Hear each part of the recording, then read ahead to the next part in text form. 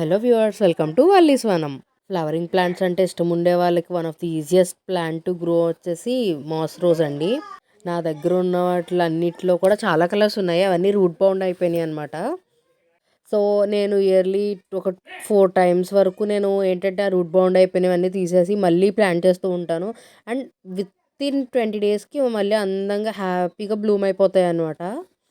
So నేను అన్నీ report చేస్తున్నాననమాట.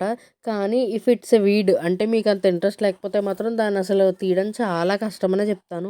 ఎక్కడున్నా బతికేస్తది.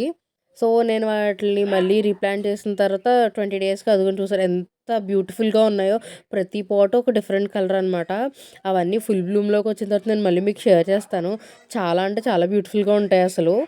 And I have been trying on bonsai అనమాట. బోన్సాయ్ ట్రై చేద్దామని చూస్తున్నాను.